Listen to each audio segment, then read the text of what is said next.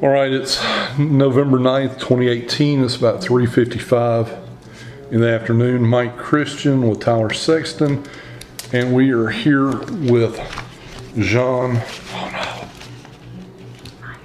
Meyers. Sorry. It's okay. Too many people I've been dealing with today.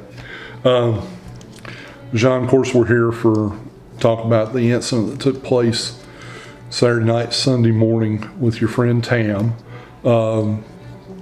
Let's address one thing real quick before we get there. You came in the room when we were talking with Madeline, and we appreciate the fact that you were going to get us gift cards, but we cannot accept them, and it would just make things look weird if we did. So I understand. Thank you for the thought, but we cannot accept. My kids will take them. Okay. So tell us how this whole party came to be. You just start at the inception and My and I'm an LSU fan, and the game was Saturday night, and I wanted to watch the game and knew that we would all drink, and said, why don't we just do it here at my house as a pajama party / slumber party, so no one has to risk drinking and driving or calling Uber, and that my kids would all be at their father's house, so we had enough rooms for everyone to sleep here. Okay. So then you sent out a invitation. Stacy Smith sent out an invite Okay. to our friends. You have to go upstairs. And I knew nothing about any of the details other than she said you have to be home at 7, and everyone that's coming is bringing BYOB and an appetizer. Okay. So I actually rolled in probably about 7:15 because I'm always late.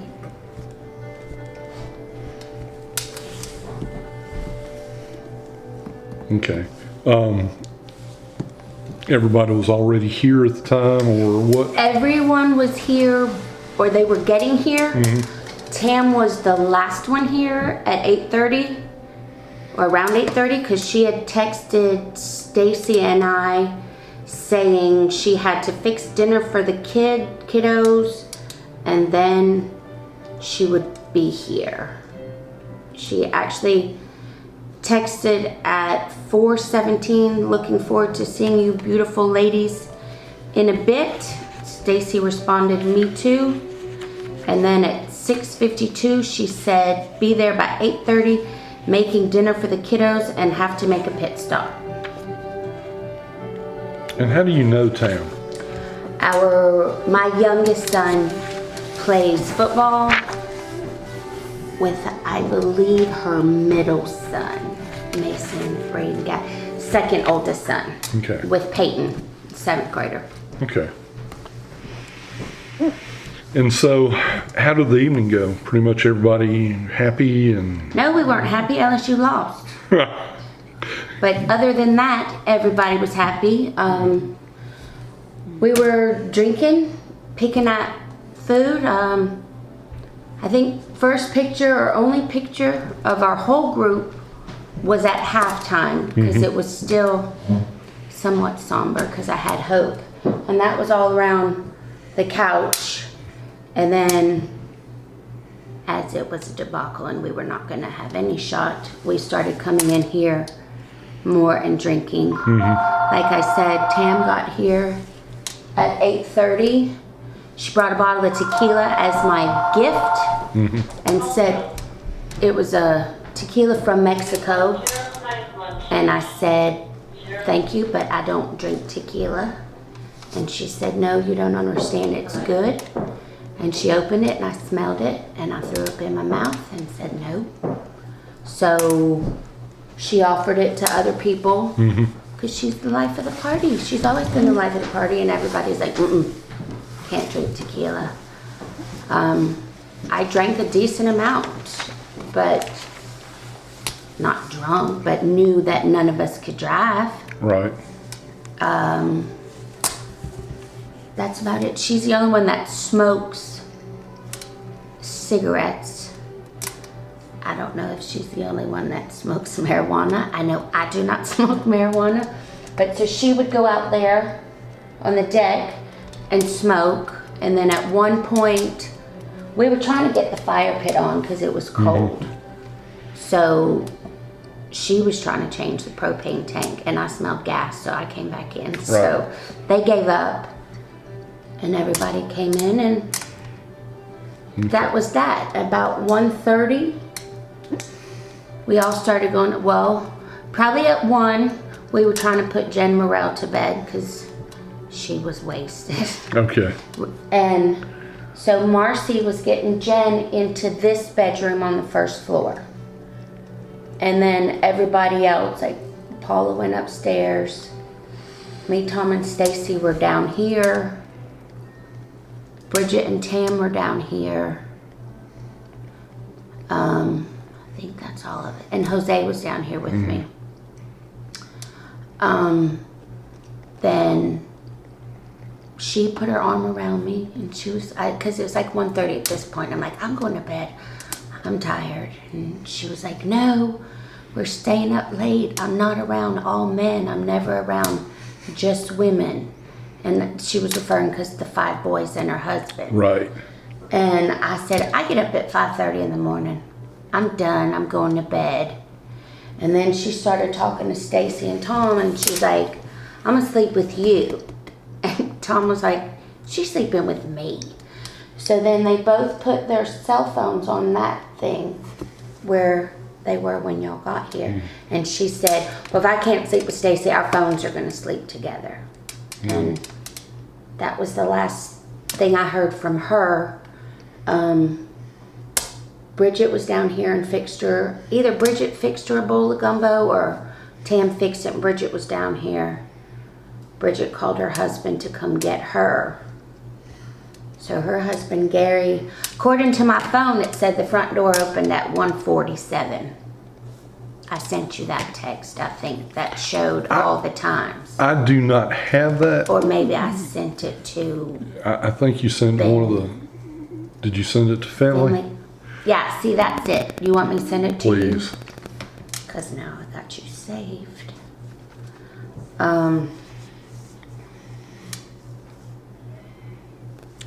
Hold on 2 seconds. Sure. Can you go outside and wait for baby mama and get my kids' belongings from her so she doesn't come in my house? She's on her way. That's not ex-husband's. Baby mama, I don't want to say ugly things on there. Where was Tam gonna sleep? And she was gonna sleep upstairs in my oldest son's room. Did the next morning? Did it look like she'd ever made it into the bed? She never made it to the bed. Okay. Well, I'm saying she never made it. It was never mussed up or anything, right. Because from what we saw,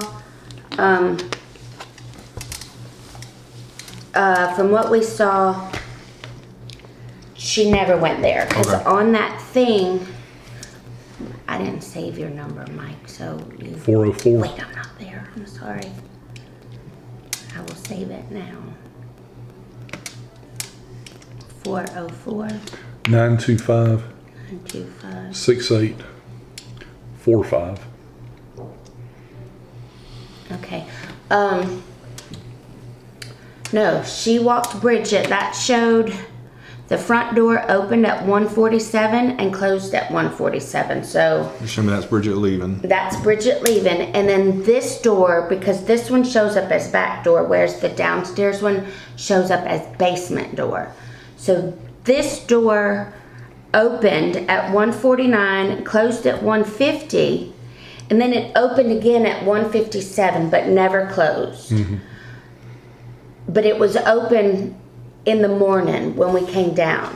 I have not gone back to look and see if it was opened from when Jose and I ran down here to check, right.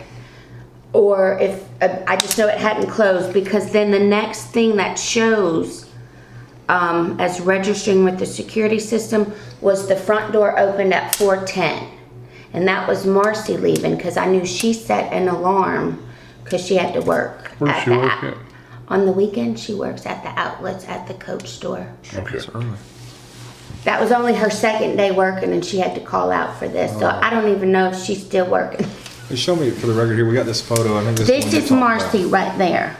So this is Bridget. Okay, let's start. We'll start from the. Okay. Just so they're on the record from the left to go into the right. Nicole, Nicole. me, Stacy, Tam, Sarah, Marcy, Jen, Bridget. Okay. So the only people that I know for sure that knew Tam or didn't know Tam until that night was Marcy and Bridget and Sarah. Sarah didn't know her either. Okay. But, I mean, and I think these are the last pictures I took of Tam. They were at 12:18. Do you need those two? Please. Bridget is the one.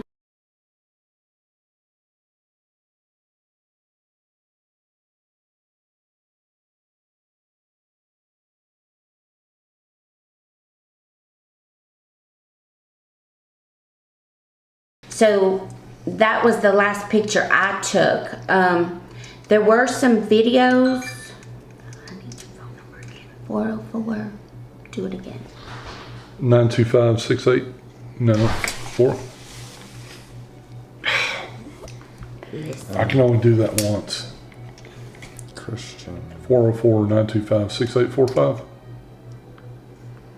6845. I've got your 678 number. No, it's 404-925-45. 6845. Okay, I'm gonna save it now. Okay. So then I'll have it. But that is, so then, yeah, we went to bed. Jose hadn't really drank because he wasn't supposed to be here, and neither was Tom. Mm-hmm. But they both claimed they were feeling bad, so we said, you can watch the game in the basement. And then they made their way up here at halftime, and once they saw food, they didn't leave. Right. So they stayed up here. And then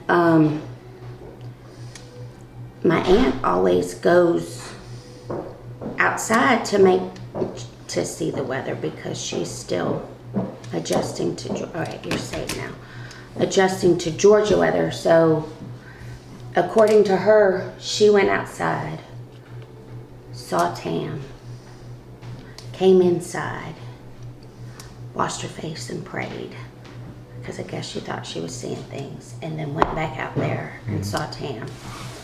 She said she came upstairs and knocked. I didn't hear her the first time. I heard the second time. Right. Woke us up, and she said, I need Jose.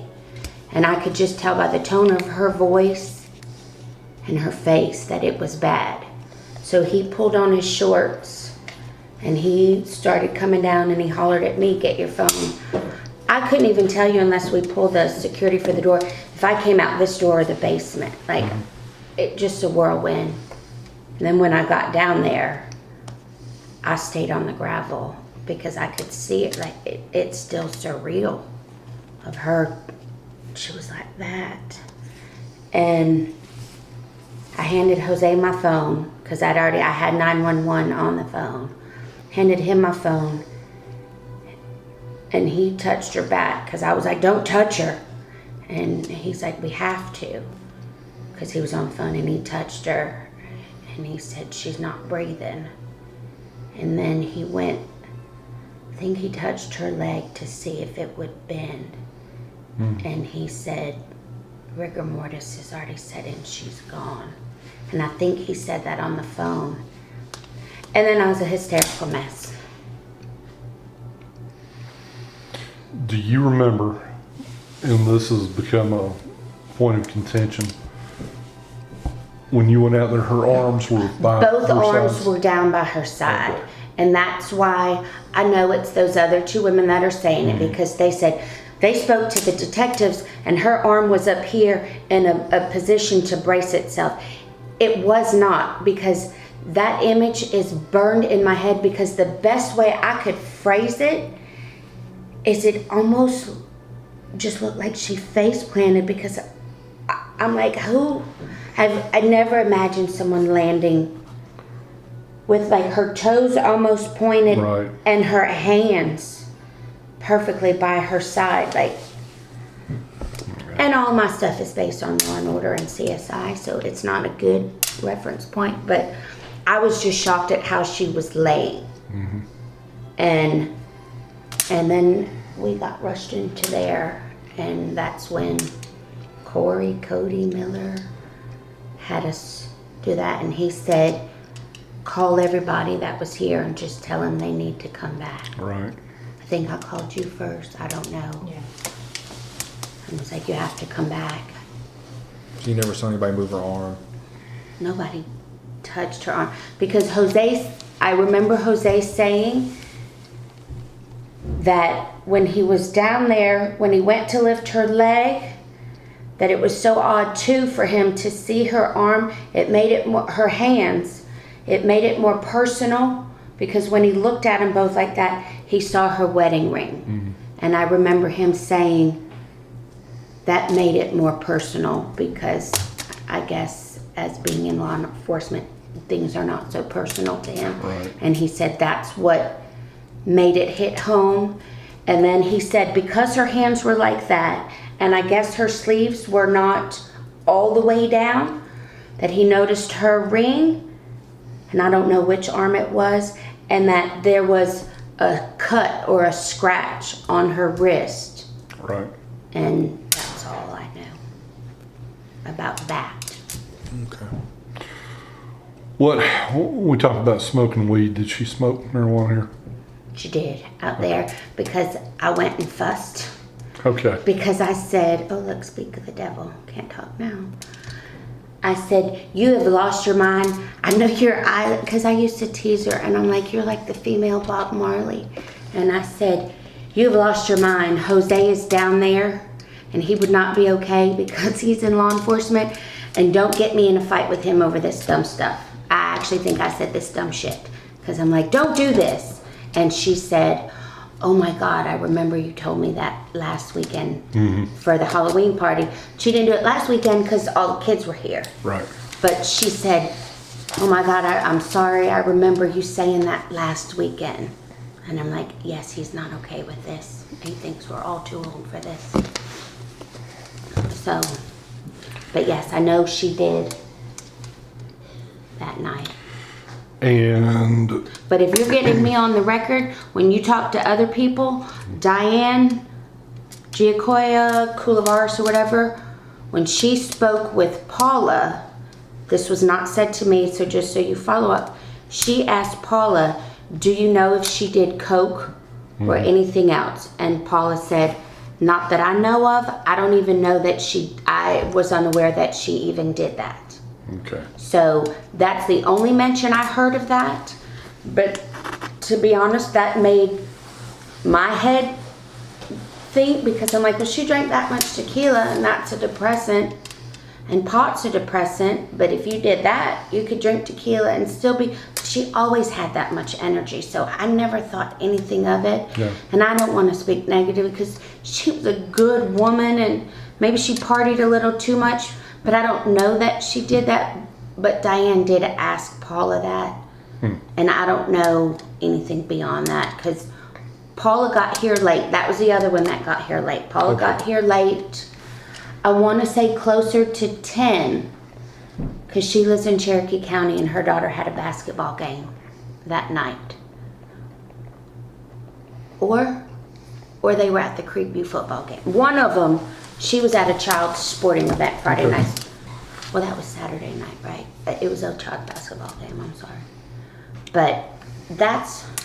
So how drunk was Tam when you went to bed at 1:30 or so? She didn't seem drunk at all. But, Okay. I mean, she seemed buzzed. Right. She felt good. She made the comment she was just going to go ahead and go home.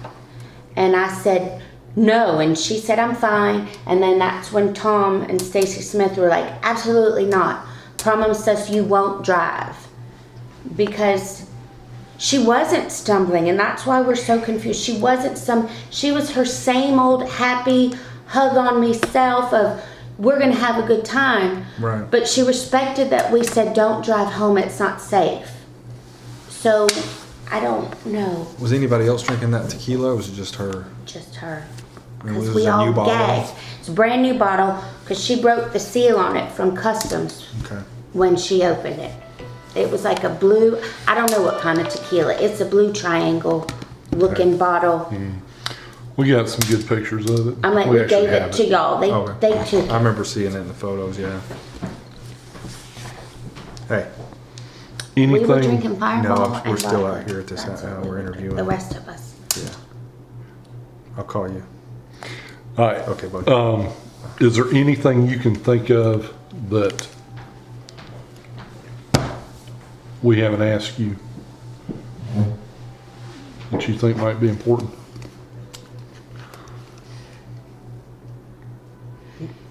No, did you get the neighbor's video camera? We've been playing phone and doorbell tag. I left Really go talk to my them. stuff. They called me. Just we haven't connected.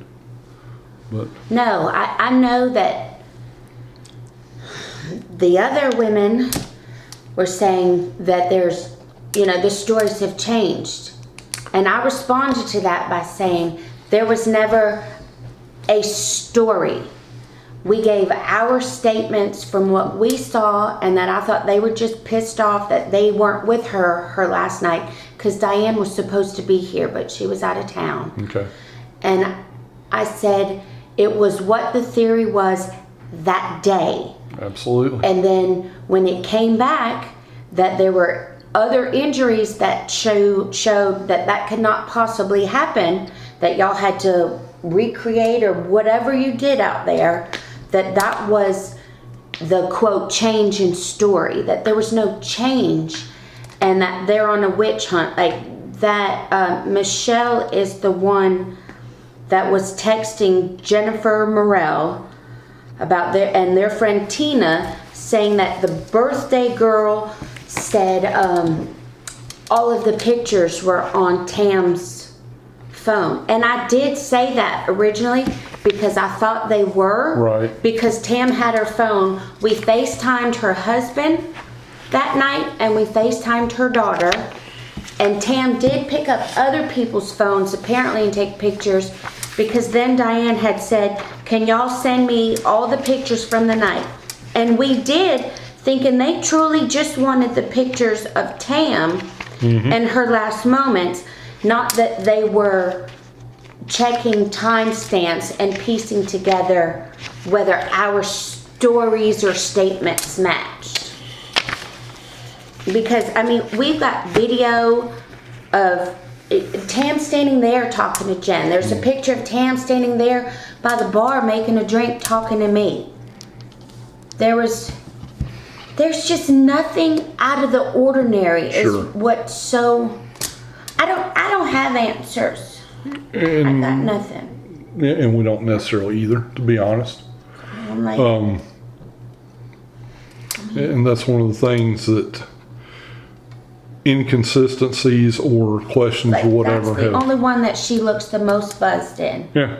And that she's not like cross-eyed or one-eyed have you closed. sent me all the pictures? No, but I will. You want them all? Send them all to me. Okay.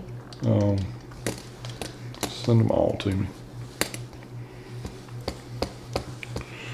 All right, we're gonna go ahead and end the interview. It's about 4. Wait, before you do that, are y'all going to check her phone to prove to those heifers that we did not delete anything? We're gonna try to get the phone back. Because they're saying we did. And they also posted today as her on Facebook. Really? And said, yes, I screenshot it too. And Send it to said, me. remember, I loved you all. And then they've all been commenting underneath there as if she's talking from the beyond. Okay. Well, send me everything you got. Yes, sir. All right. Now we're going to end this. It's 4:20, 20, 20.